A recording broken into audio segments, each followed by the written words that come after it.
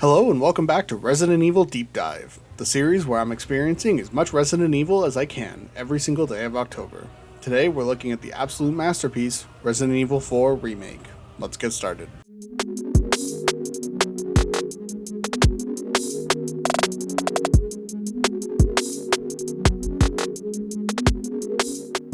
Quick disclaimer, I really wanted to experience this game at whatever pace I wanted, instead of rushing through it to make sure I finished it in time for a full review.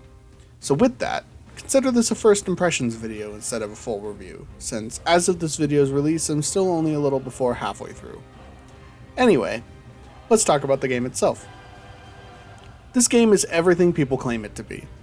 Since this reboot got announced, I knew this was finally going to be the time that I played one of gaming's masterpieces. Although it took me now to finally start it, now that I have, I see exactly what everyone is talking about. Right off the bat, coming off of the other Resident Evil games like 2 and 3, this one immediately feels different from the others, and in the best way possible.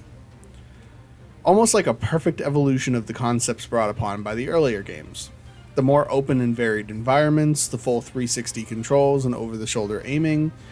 I know 2 and 3 remakes integrated a lot of these elements after the fact, but knowing that this was not the case when the original game came out on every platform under the sun, it was a really big deal at the time that it was released for the series, and I can see why. The gameplay is just so intuitive. Beyond the controls, the environments in this game are breathtaking. It's super nice being in a different environment after spending the last handful of games in a city. Being in a remote, decrepit village was so refreshing, and the details within the houses and the forest and the village as a whole had my mouth agape while walking through the chapters. Everything in this game is so beautiful. The characters that I've met and seen so far are also really cool, and I really like Leon's personality. I also appreciate that they gave him at least a few more lines to say anytime you're engaged in combat, although already in the sections I've played I wish there was a little bit more variety or he skipped speaking every few kills, but that's besides the point. The first introduction to the infected villagers with the man stumbling down the stairs with a broken neck and lunging at you is the perfect first impression of what you're in for in terms of scares. And although there's not too many more scares in the following chapters that I've played so far, I can only imagine what's coming in the following as I get further into the game. I like the overall plot setup and I'm intrigued to see where the story goes.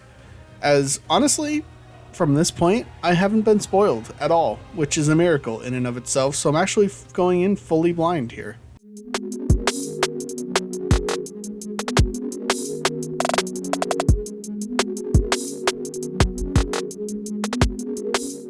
I'm excited to go further into the game, as even though I am only less than halfway through, I'm already enamored with it, and I've not been able to put it down. It'll be so nice to know that I've finally been able to play one of gaming's biggest pillars.